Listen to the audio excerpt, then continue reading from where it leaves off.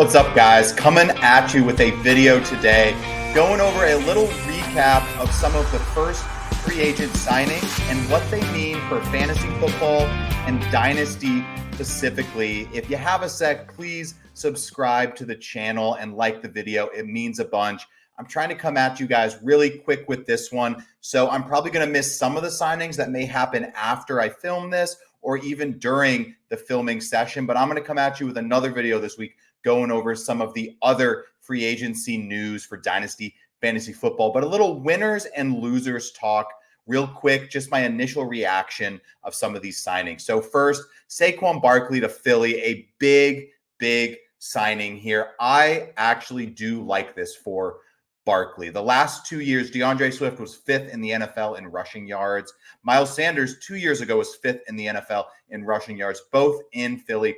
Barkley is a much better back there. He may have slightly less rushing touchdowns due to Jalen Hurts, but when it comes down to it, Barkley is an immense talent, and he will be more efficient in Philly. So I think that is a net positive for Barkley, getting away from that, quote, horrendous New York Giants offense and maybe organization. So I think all in all, I really love this for Barkley. I've been talking about buying him a lot, and I'm very happy with the landing spot. This next one, a total surprise. Josh Jacobs to Green Bay.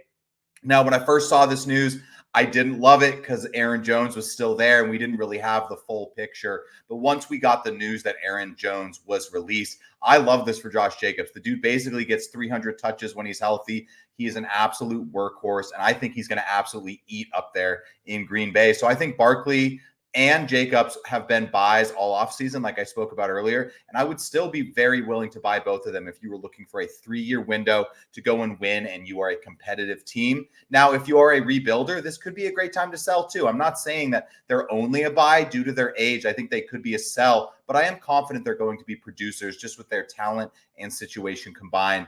This next one's super fun here, right? Kirk Cousins to Atlanta. I think it's very good for Kirk Cousins. I don't know if his fantasy impact is going to go up or down. He was doing great there in Minnesota. He had great weapons there. What this really means is it's good for Drake London, Kyle Pitts, Bijan Robinson, coordinator coming over from the Rams. I think this is very good news for their offense. They're going to pass more. They're going to have a good rushing attack, and hopefully Drake London and Kyle Pitts can finally grow to that fantasy relevance that we have been hoping for them. And I think Kirk Cousins will help that. It was a bit of money. I understand why Minnesota didn't want to pay 180 something for 4 years, almost all guaranteed to someone who's going to be potentially 38, 39 in those back 2 years of the deal. From what I can tell, it's basically 2 years guaranteed money, team options for the 3rd and 4th year. So I don't hate it for the Falcons. They've kind of been in a rough spot since Matt Ryan left.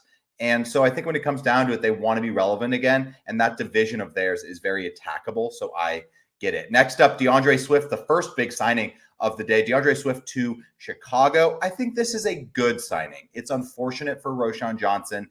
I wasn't all the way in on him. I liked him, but don't really have a bunch of shares. The ones I did have, I traded during the season.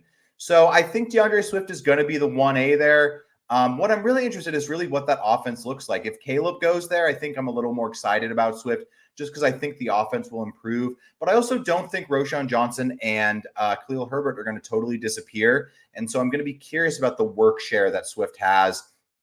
I think he's a hold here. I'm not going to say he's a winner. I think Barkley and Jacobs are winners. Cousins, kind of a hold. Swift, it's just a hold. I think if you could sell, go for it. I don't know his exact value, and I don't really know exactly what you're going to get. In general, at least he found a landing spot. He got decent money. But I think there are better spots. So next one, pretty similar, Tony Pollard to Tennessee. I know a lot of people are going to say this is super bad for Tajay Spears, but I don't really hate it. I never really imagined Spears being a 25 a touch game kind of guy. And so I think Tony Pollard is about equally talented, but Spears is younger. So I really do think Spears could take this backfield over if he stays healthy and he's able to just continue to be efficient in the Titans offense. So I think this is probably going to be kind of like a 50-50 split here with Pollard and Spears moving forward. And I think for Tony Pollard, it's probably worse than Dallas, but there are worse situations he could have landed in than be kind of just in a backfield rotation here in Tennessee. I'm curious what the offense is going to bring next year with Callahan coming over as the head coach. Last one we're going to cover for the day, Gabe Davis to Jacksonville. I mean, I guess it's okay. At least it puts away the Gabe Davis rumors staying in Buffalo and Kansas City and stuff. I mean, I think he's going to be better for their football team than fantasy. I don't really see much changing here with Gabe Davis. I don't think he's super reliable as a route runner, and I just don't think he's going to be a consistent fantasy producer.